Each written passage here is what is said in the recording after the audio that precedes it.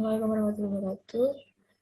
Kami dari kelompok 50, praktikum laboratorium sesi Rabu. Di sini saya akan menjelaskan modul 3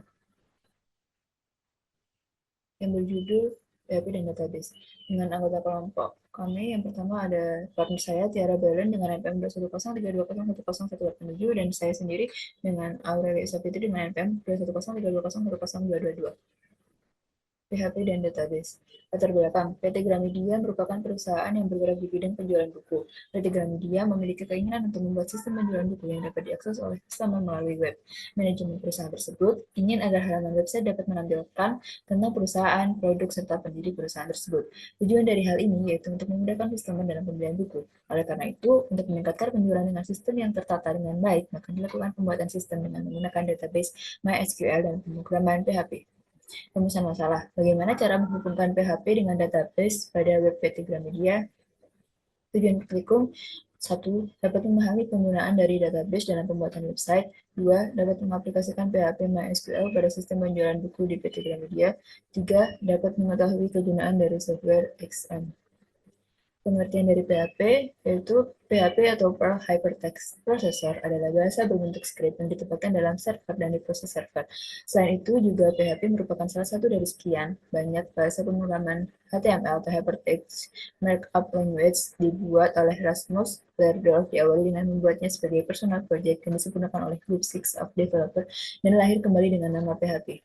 Kelebihan PHP yang pertama, PHP dapat diakses dengan gratis tanpa mengeluarkan uang sedikit pun. Dua, PHP bersifat open source sehingga pengguna dapat mengembangkan PHP sesuai dengan kelas yang diinginkan. Tiga, multi-platform, cocok digunakan di semua komputer dan semua operating system. Empat, cocok digabungkan dengan berbagai macam database seperti MySQL, PostgreSQL, MySQL, dan sebagainya. Dan yang terakhir, tidak memerlukan deklarasi variabel seperti program Pascal dan sebagainya. Fungsi dari PHP yaitu menghasilkan halaman dinamis pada website, memproses data yang dikirim dari form, membuka, menulis, membaca, menghapus, dan menutup file pada server, mengirim, dan mengakses cookie. Tipe-tipe PHP ada integer, floating point, string, array, object, dan resource. Database merupakan susunan record data operasional lengkap dari suatu organisasi atau perusahaan yang diorganisir dan disimpan secara terintegrasi dengan menggunakan metode tertentu dalam komputer sehingga mampu memenuhi informasi yang optimal yang dibutuhkan oleh para pengguna. MySQL. MySQL merupakan suatu jenis database server yang sangat terkenal. MySQL termasuk jenis RDBMS atau Relational Database Management System.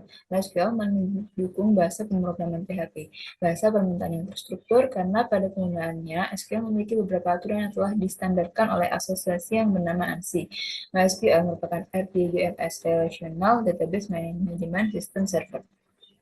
Microsoft Visual Studio Code. Microsoft menyediakan Visual Studio khusus untuk developer bahasa pemrograman selain Visual Basic dan Visual C yang disebut Visual Studio Code. Visual Studio Code atau VS Code adalah sebuah teks editor ringan dan handal yang dibuat oleh Microsoft untuk sistem operasi multiplatform. Artinya tersedia juga untuk versi Linux, Mac, dan Windows. Teks editor ini secara langsung mendukung bahasa pemrograman JavaScript, TypeScript, dan Node.js, serta bahasa pemrograman lainnya dengan bantuan plugin yang dipasang via marketplace Visual Studio Code seperti C++, C, Python, Go, Java, dan sebagainya. Terima kasih. Selanjutnya dilanjutkan oleh partner saya. Baik, di sini saya akan menjelaskan mengenai codingan dari website yang telah kami buat sebelumnya. Yang pertama, kita buat index. Nah, di sini terdapat hostname, kemudian username, password, DB-name. Untuk DB-name-nya itu disesuaikan dengan nama perusahaan masing-masing. Nah, fungsi dari indeks ini untuk menyambungkan codingan ini ke dalam database kita yang ada di sini, bukan, yang ada di bagian localhost phpMyAdmin.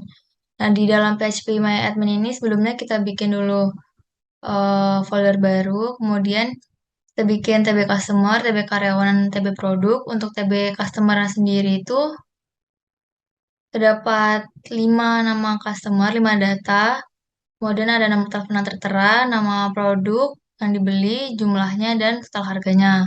Kemudian untuk TB karyawan itu ada nama, umur, nomor telepon, email, username, dan password. Nah, username dan password ini digunakan untuk login ke dalam database nanti. Kemudian ini ada TB produk. list produk apa saja yang dijual pada website tersebut. Ada ID produk, nomor pesanan, nama produk, harga produk, deskripsi, dan stok produk. Nah, kemudian setelah index PHP, kita lanjut ke home. Di home ini codingannya kurang lebih sama seperti eh, web awal, hanya saja ditambahkan navbar di sini, yaitu kita tuliskan header BG white dark BG pink ini itu untuk penentuan warnanya. Kemudian nav di sini tuh navbar, kita akan membuat navbar. Kemudian harif ini untuk memasukkan atau menyambungkan link eh, untuk menampilkan hasil dari codingan ini. Sini kita gunakan harif sama dengan home.php. Kemudian kita masukkan logo Gramedia di image src ini. Kemudian untuk penulisan Gramedianya sendiri itu disesuaikan tergantung kemauan dari kita sendiri. Di sini saya menggunakan teks dengan ukuran 3 XL, kemudian warna fontnya itu putih dan bold. Kemudian selanjutnya kita masukkan untuk di navbarnya itu ada home PHP, about underscore us, contact.php, login dan login.php. Nah, gunanya itu untuk em, memanggil, untuk menyambungkan agar antar antar link dari si harusnya ini tuh bisa diklik di navbar nanti. Jadi kayak otomatis kesambung gitu kalau misalkan kita klik navbarnya langsung keluar. Nah, di sini ada codingannya. Kemudian untuk di bagian sini tuh ada untuk pemilih untuk penjelasan mengenai produk-produknya. Nah, di bagian sini ada penjelasan mengenai bukunya, yaitu ada buku yang dijual itu ada buku fiksi, buku romance, kemudian untuk penulisan harga dan lain-lain itu disesuaikan seperti yang ada di sini. Kemudian untuk penjelasan mengenai founder, mulai dari bagian yang di blok merah ini, itu penjelasan mengenai dari founder atau pendiri dari si Gramedia ini, yaitu ada CEO yang pertama dan CEO yang kedua. Untuk cara memasukkan foto dan penjelasannya masih sama. Kita menggunakan image untuk memasukkan foto, kemudian kita tuliskan lagi P untuk paragraf yang baru, kemudian untuk eh, bagian footernya dari sini yang kita blok merah dari atas sini sampai bawah itu untuk bagian footer kita bikin tulisan Laboratorium Sistem Informasi Manajemen, kemudian kita masukkan link Instagram dan YouTube. Nah, untuk outputnya sendiri akan seperti ini. Nah, ini bagian home awal. Yang tadi untuk background awal itu putih, kemudian penulisan Gramedia disesuaikan ukuran dan warnanya. Kemudian ini tampilan produk-produk yang akan dijual, dan ini foundernya atau pendiri dari Gramedia itu sendiri. Kemudian ini ada footer 2023 Laboratorium Sistem Informasi Manajemen UPN Veteran Jawa Timur, dan ada kayak logo Instagram dan YouTube. Kalau dikliknya akan langsung masuk ke dalam eh, aplikasinya. Saya akan coba klik.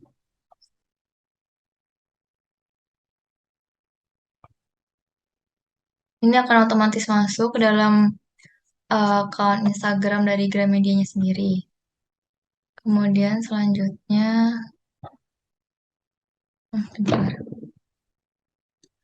Selanjutnya mengenai codingan buat Gramedia, di sini untuk codingan awal hingga pertengahan itu sama karena itu codingannya itu untuk navbar, jadi nggak perlu diganti-ganti lagi.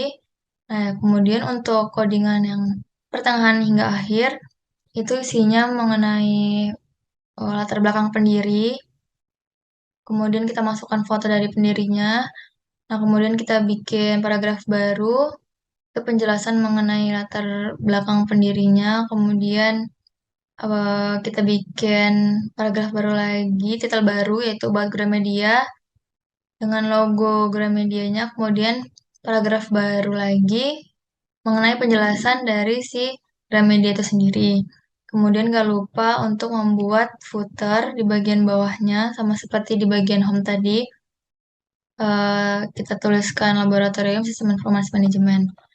Nah, untuk outputnya akan seperti ini, about us. Untuk bagian navbar bisa dilihat sama seperti home tadi, karena codingan awalnya tuh gak diganti, tetap itu, makanya nggak diganggu gugat. Kemudian di sini ada titel yang awal tadi, latar belakang pendiri. Kemudian kita masukkan foto dari pendirinya, penjelasan mengenai latar belakang pendirinya. Kemudian ada titel kedua yaitu buat Gramedia, penjelasan mengenai Gramedianya sendiri dan lambang. Kemudian ada footernya juga. Nah, selanjutnya kita ke bagian kontak us. Nah, di bagian kontak us ini sama untuk codingan awal hingga pertengahan itu nggak diganggu gugat karena itu untuk bagian navbarnya. Nah, selanjutnya di sini kita bikin untuk ukuran dan warna dari titel kontak us directly. Kemudian kita masukkan label name. Di sini ada full name, kemudian ada nama telepon, label, kemudian alamat alamat email, kemudian ada message, dan yang terakhir sama seperti codingan sebelumnya yaitu ada footernya dan link untuk Instagram dan YouTube. Untuk outputnya seperti ini akan ditunjukkan kontak us. Akan seperti ini, akan muncul kontak us directly, full name, nama telepon, email address, message, kemudian kita bisa submit. Nah, selanjutnya kita beralih ke codingan login. Di bagian ini eh, udah nggak menggunakan navbar lagi, jadi berbeda dari codingan sebelumnya. Di sini kita langsung masuk ke backgroundnya. Kita bikin backgroundnya itu sesuai yang kita inginkan. Untuk codingannya sendiri nih bisa kita cari di Google atau website-website itu ada banyak codingan yang gratis. Tinggal kita sesuaikan dengan kemauan kita, jadi tinggal dirubah sedikit gitu. Nah, di sini kita masukkan titelnya itu login, kemudian kita tambahkan tulisan halaman ini dikhususkan untuk pegawai karyawan tetap perusahaan untuk bisa login. Nah, kemudian bakal ada button login nantinya. Kemudian sign in to access your account, kemudian kita isikan username dan password kita. Kemudian kita kalau salah memasukkan username atau password akan muncul tulisan kalau itu tuh salah gitu. Jadi kita harus ulang. Dan kalau misalnya kita lupa dengan passwordnya itu kita bisa klik forget password. Untuk scriptnya ini seperti ini dan outputnya seperti ini login. Akan muncul tampilan yang tadi, tulisan login. Kemudian halaman ini dikhususkan untuk pegawai. Nah, di sini ada tulisan yang di tengah itu.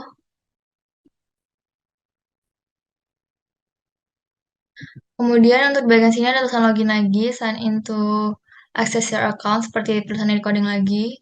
Kemudian ada username, kita isikan username dan password ini sesuai dengan yang ada di database.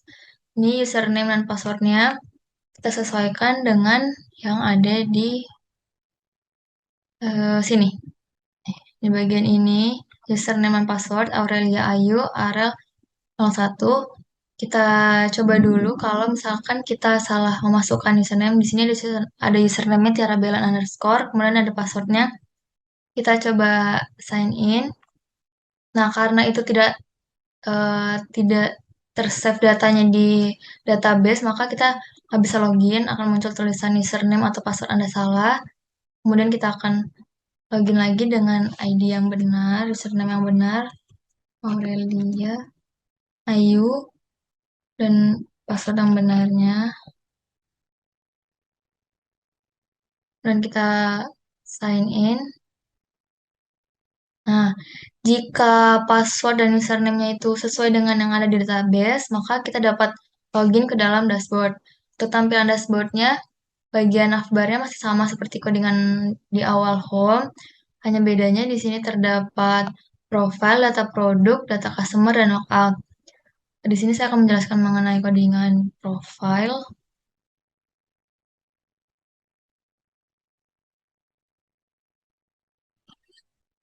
Untuk bagian profile dari awal sampai pertengahan masih sama karena sini udah mulai ada navbarnya lagi, jadi codingan awal sampai pertengahan itu masih sama codingan navbar, jadi nggak perlu diganti. Kemudian di sini ada tabel eh, untuk membuat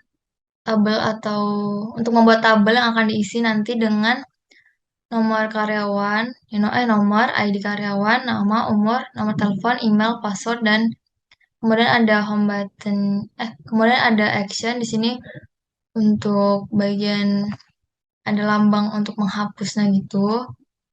Nah, jadi mulai dari bagian ini yang di blok merah itu untuk membuat tabel-tabel pengisian data di bagian profil nanti. Nah, kemudian di sini untuk pengaturan warnanya di bagian tengah-tengah ini biasanya untuk pengaturan warna dan letak tulisannya masih sama seperti yang sebelumnya. Untuk bagiannya, untuk outputnya seperti ini, profil. Ini ada nomor, ID karyawan, nama, umur, nomor telepon, email, password. Kemudian ada bagian action ini, yang tadi saya bilang ada eh, buttonnya atau bisa diklik gitu. Kita klik. Nah, di sini kita bisa update data karyawan, kita masukkan ID-nya, nama karyawan, umur, nomor telepon, email, dan kemudian ini untuk username dan password. Kemudian nanti kita bisa klik update. Nah, selanjutnya kita ke data produk. Di data produk ini codingannya hampir sama untuk bagian navbarnya, hanya saja setelah masuk ke bagian dashboard tadi, itu codingannya ada yang sedikit dirubah di bagian navbar. Sebelumnya kan tulisan itu home, about us, kontak us. Nah, itu tinggal diganti jadi profile kayak gini, profile.php. Kemudian data underscore produk .php, data underscore customer.php, dan home PHP. Itu mulai dirubah dari awal masuk ke navbarnya. Tapi untuk sisa codingan yang lainnya itu nggak ada dirubah, hanya nama filenya aja.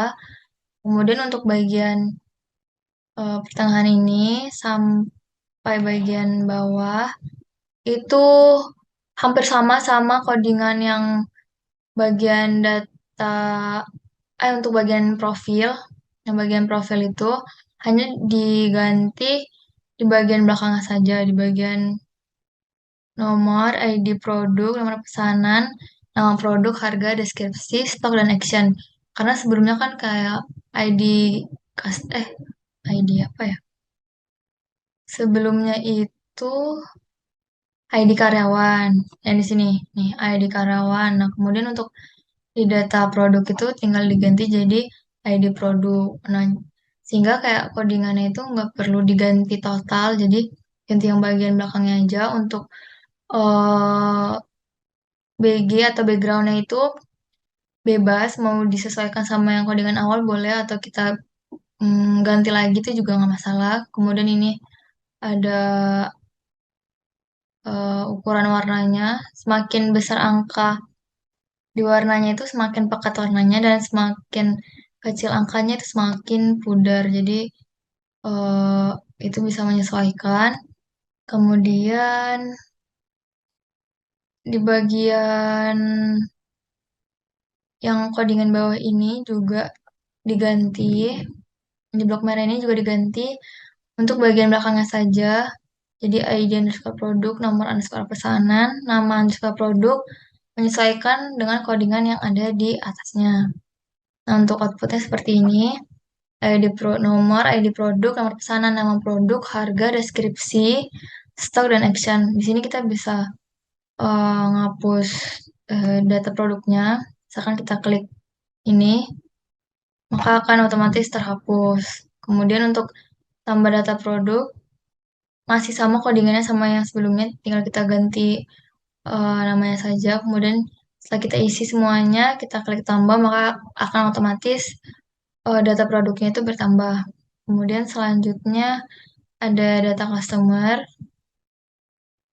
Untuk data customer juga sama codingannya, sama seperti data produk. Kita hanya mengganti bagian belakangnya saja. Yang sebelumnya itu nomor produk, ID produk kita ganti jadi nomor pemesanan. Kemudian kita ganti jadi nama customer, nomor telepon, nomor produk, jumlah harga. Sisanya untuk codingan yang lainnya masih sama dan outputnya akan seperti ini. Nomor pemesanan, nama customer, nomor telepon, nama produk, jumlah harga total dan lain-lain. Dan yang terakhir ada bagian logout. Untuk di bagian logout sendiri itu codingannya sedikit sama seperti indeks. Nah, jika kita klik logout, maka itu akan otomatis balik ke halaman home-nya.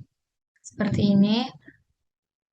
Eh, ini bagian logout, kita klik, maka akan langsung kembali ke bagian home. Seperti ini. Sekian penjelasan saya mengenai codingan dan output website yang telah kelompok kami buat. Kurang lebihnya mohon maaf. Wassalamualaikum warahmatullahi wabarakatuh.